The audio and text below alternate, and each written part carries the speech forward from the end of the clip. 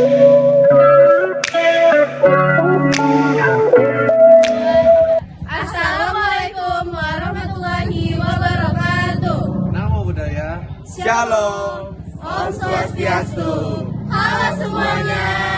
Kami dari kelompok Edgar. Nah, sebelum itu kami akan memperkenalkan diri kami masing-masing. Dimulai dari saya, Maharani Trihatsari. Dan saya John Agustian Matonda. Dan saya Yuskia Leger Nababan. Dan saya Salwa Rosari Zalputri. Saya Sartika Gracia Matanda. Saya Rifda Oviana. Saya Kesha Marcelia Putri. Saya Agus Michael Witt. Nah, segitu aja nama kelompok kami. Di sini kami akan melaksanakan podcast berbincang-bincang tentang gimana sih sejarah zaman dahulu. Tentu kalian pasti penasaran juga kan? Nah, dengan begitu stay tune terus ya guys. 1, 2, 3. Halo brosis, kalian penasaran nggak sih? Kita ini sih baru saja merayakan kemerdekaan Indonesia. Kalian penasaran nggak? Seperti apa Indonesia sebelum kita mengalami kemerdekaan ini? Kalian penasaran nggak? Dan saya akan mendatangkan 2 orang narasumber dari Cina dan dari Belanda.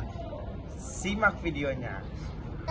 Halo guys, di sini saya sudah mendatangkan 2 narasumber dari Cina dan Belanda. Bisa perkenalkan? Nama saya Agus Michael Witt. Dan saya Salwa Rosari Zalputri. Apa sih tujuan kalian berdua datang ke sini? Tujuan kami ialah yang pertama untuk mengajak para penonton untuk flashback ke masa lalu Indonesia sebelum merdeka. Emang seperti apa sih Indonesia sebelum merdeka? Kan rakyat Indonesia kan sering dijajah zaman dahulu oleh rakyat luar negeri seperti Portugis, Prancis, dan lain-lainnya. Contohnya seperti apa sih? FOC dan Dendels. Apa itu FOC? FOC ialah Verenigde Indische Company atau Komisi Dagang Belanda pada zaman 1602. Setelah dijelaskan kok, kalian penasaran nggak sih? VOC itu kan suatu perusahaan kongsi dagang. Kok bisa dia menjajah suatu negara? Bisa dong, masa nggak bisa? Kan pada zaman sekarang kan salah satu contohnya ialah Pertamina. Kenapa dibilang Pertamina? Karena kan zaman dahulu apa tuh perdagangan yang dilakukan bangsa Belanda ke rakyat pribumi ini ialah menentukan harganya sesuai dengan yang Belanda inginkan dan tidak bisa dinego. Seperti Pertamina. Pertamina ini tidak bisa dinego oleh orang rakyat Indonesia. Oh, apakah kalian mengerti atau kurang paham? Tidak. Apa sih itu hak khusus VOC sehingga bisa dengan bebas?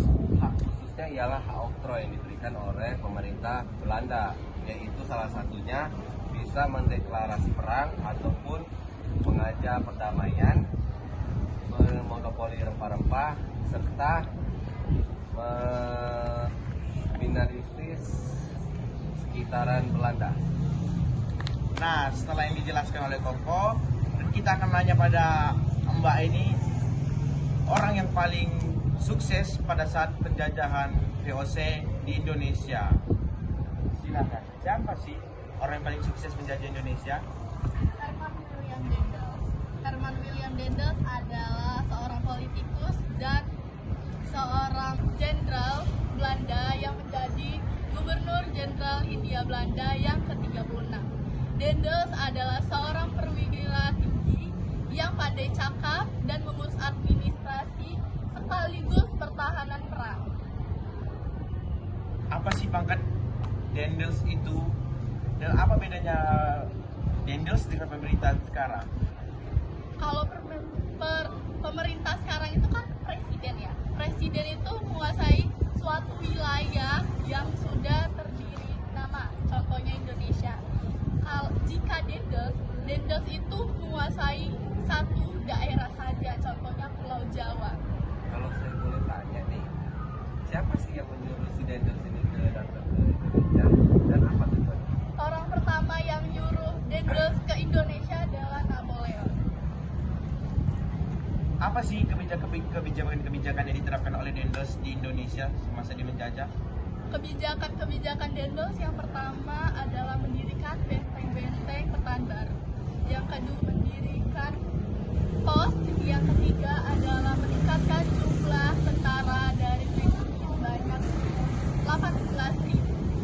penyebab Dendels itu bisa keluar dari Indonesia?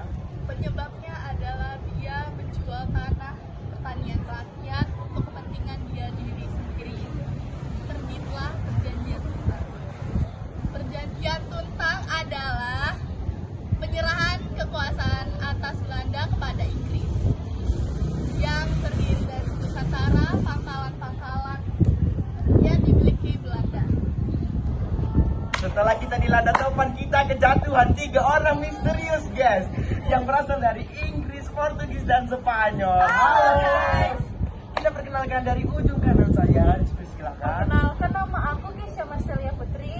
Perkenalkan, nama saya Rifki Loviana. Perkenalkan, nama saya Maharani Ihapsari. Apa sih tujuan kalian datang podcast ini? Kami tuh ingin menjadi Indonesia. Apa? Baru ini tidak bisa dibiarkan. Tidak sih, bercanda. Sekarang kan Indonesia sudah merdeka, guys. Nah, kami datang ke sini untuk mengajak masyarakat Indonesia untuk merasakan masyarakat dahulu yang dijajah. Hah?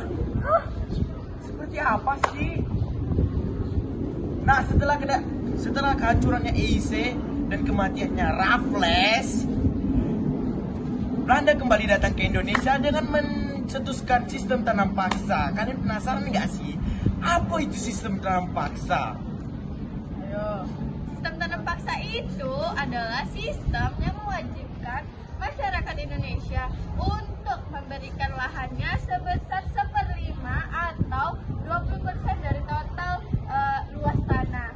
Nah, sistem tanam paksa ini jika masyarakat itu tidak memiliki tanah, maka dia diwajibkan untuk mengikuti pemerintah Belanda dan bekerja selama 1/5 tahun atau selama 66 hari.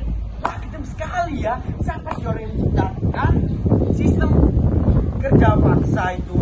Nah, sistem tanam paksa ini diterapkan oleh Johannes van de Bosch pada tahun 1830 sampai 1865.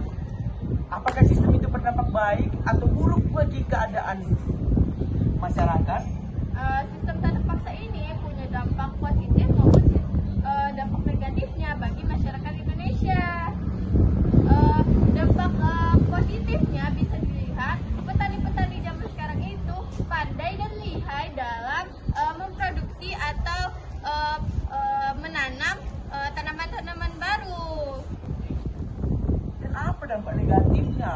Ada pula dampak negatifnya, yaitu masyarakat zaman dahulu itu merasakan kelaparan, mengalami penyakit yang serius, kemiskinan, juga gagal panen yang merugikan masyarakat Indonesia pada zaman itu.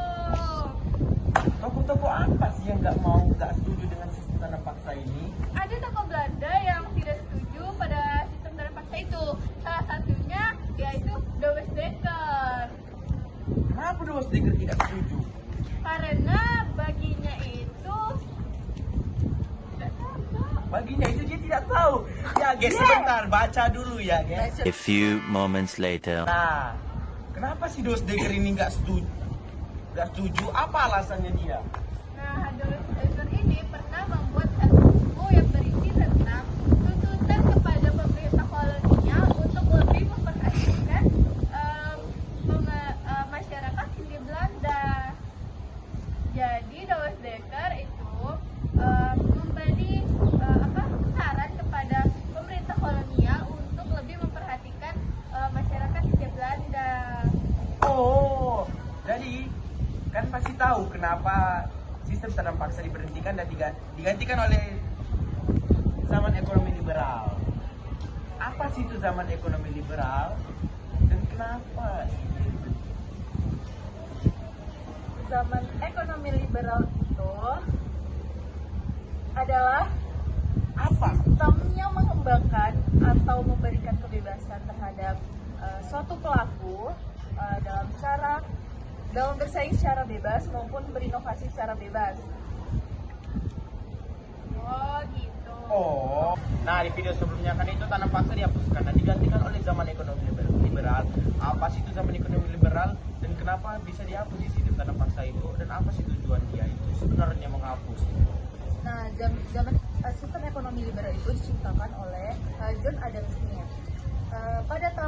Ia menciptakan sistem ekonomi liberal itu pada tahun 1870 sampai 1900. Nah, tujuan diadakan adanya sistem ekonomi liberal ini karena krisisnya perkebunan pada tahun 1885. Karena merosotnya harga kopi. Nah, setelah pada tahun 1885 perkembangan tanaman perdagangan itu mulai sangat anjlok karena harga kopi dan gula menurun. Itu disebabkan karena negara Eropa itu tuh udah mulai menanam atau mengembangkan gula itu sendiri. Nah, kan ditanya tadi, kenapa sistem tanam paksa dihapuskan dan digantikan oleh sistem ekonomi liberal. Nah, itu tuh karena banyak sekali masyarakat itu yang mati, yang meninggal, terus tuh kelaparan atau bisa kesakitan gitu karena adanya sistem tanam paksa ini. Oleh karena itu, sistem tanam paksa itu digantikan oleh zaman ekonomi liberal. Karena adanya sistem zaman ekonomi liberal ini, dengan adanya itu ekonomi mulai maju atau mulai meningkat, terutama di Jawa. Nah, karena di Jawa ini lebih pesat ekonominya, jadi di Jawa ini banyak menyewakan tanah-tanah untuk orang-orang swasta Belanda. Nah, disewakannya itu kepada orang-orang Belanda untuk dijadikan perkebunan yang sangat besar gitu. Apa sih pengaruh zaman ekonomi liberal terhadap sekarang? Apakah berpengaruh atau tidak? Tidak bagi sekarang. Berpengaruh banget karena jadi itu dia. Karena sekarang adanya ekonomi liberal itu ekonomi itu jadi semakin maju gitu. Ya. Ada nggak sih satu contoh zaman ekonomi liberal di saat sekarang? Salah satu contohnya apa? Nah, kalau menurut saya salah satu contoh sistem liberal pada saat ini itu tuh pemerintah tidak boleh ikut campur terhadap ekonomi masyarakat. Nah, jadi pemerintah tuh nggak boleh ada campur tangan terhadap ekonomi masyarakat. Jadi kayak masyarakat aja gitu. Ya gitu. Baik. Nah, di sini salah satu peserta kita dari Portugis keluar karena kelelahan. Jadi kita akan sedikit tanya kepada rekan saya di samping sini. Tidak banyak kok pertanyaannya. Nah, tadi kan ditanya zaman ekonomi liberal itu juga kurang berpengaruh dan digantikan juga oleh balas budi dari para kolonial yang pun tidak setuju oleh kebijakan tersebut dan diganti oleh politik etis karena banyak pribumi yang mati. Kenapa hal tersebut dilakukan? Adanya politik itu untuk mengganti kerugian masyarakat Hindia Belanda. Nah, tujuannya itu agar terciptanya kesejahteraan rakyat. Nah, kita tadi udah dijelaskan. Aku nanya boleh kan? Nah, di sini jadi aku bertanya bagaimana pelaksanaan politik etis pada sistem pemerintah. Maksudnya dilaksanakan politik etis pemerintah. Wah, gitu.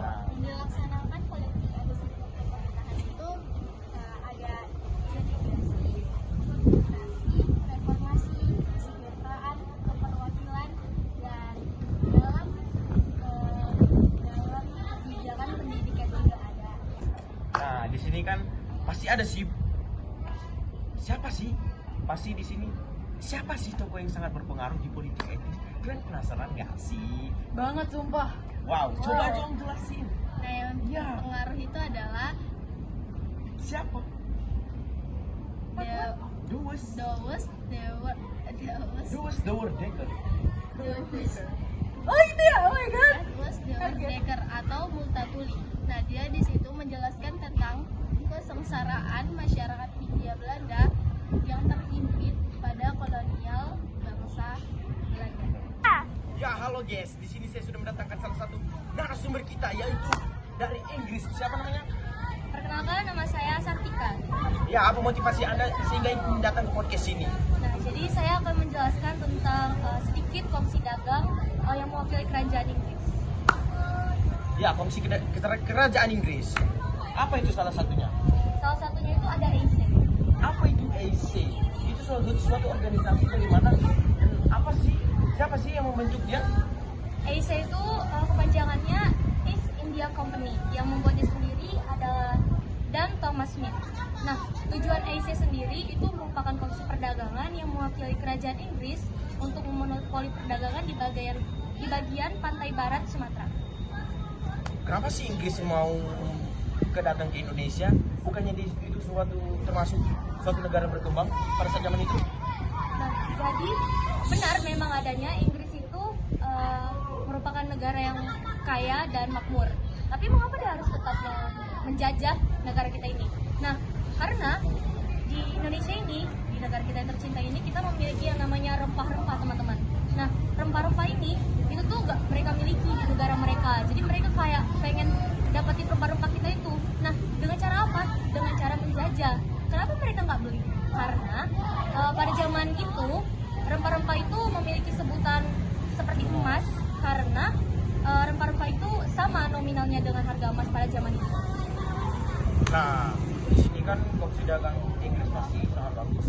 Apa sih perbedaan komisi dagang Inggris dengan komisi dagang Belanda itu?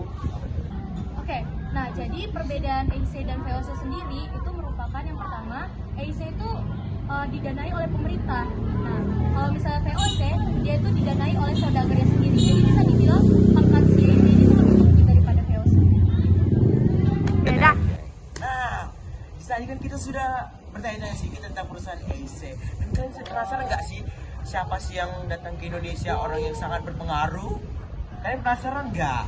Nah, di sini saya akan langsung menanyakan kepada seorang narasumber kita ini yang berasal dari Afrika. Nah, saya akan menanyakan salah satu tokoh yang sangat penting, yaitu Raffles. Kalian penasaran nggak sih siapa itu Raffles? Siapa? Coba jelaskan, siapa sih itu Raffles? Baik, Raffles itu adalah Gubernur Jenderal Hindia Belanda yang menjabat di Pulau Jawa. Kalian penasaran nih? Enggak sih, tapi pasti Raffles ini sangat berpengaruh banget nih. Seperti apa sih kebijakan Raffles sampai membuat Belanda bisa mundur dari Indonesia? Ya, kita akan tanya siapa sih? Seperti apa? Yang pertama, kebijakan Raffles yang bikin Raffles di Indonesia adalah menghapus kerja paksa. Yang kedua, membuat ilmu pengetahuan. Yang ketiga, apa ya? Ya apa? Apa ya Bisa itu? jelaskan? Kayak Kayak apa? perjanjian perdamaian kayak Wow. Anglo Dutch. Wow. Sangat bagus sekali perjanjian ini. Tadi kan disebutkan perjanjian Anglo Dutch. Kalian penasaran nggak sih? Apa tujuan Anglo Dutch itu dibuat? Silahkan jawab dong. Memberikan tanah jajahan yang dulu diambil oleh Inggris kepada Prancis. Dan juga ada perjanjian, yaitu perjanjian Traktat Sumatera. Perjanjian Traktat Sumatera itu adalah di mana bangsa Belanda diberi kebebasan untuk memperluas wilayah jajahannya di kepulauan Sumatera, termasuk Aceh. Wow, sangat lama sekali ya penjajah dulu. Nah, kalian penasaran nggak sih kenapa Raffles bisa dipukul mundur dari kekuasaannya yang sekarang ini dan sempat bisa digantikan oleh Belanda?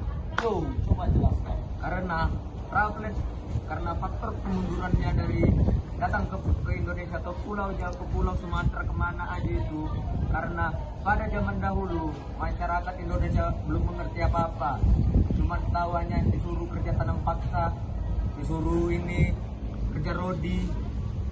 Sangat kejam. Hanya itu saja. Ya.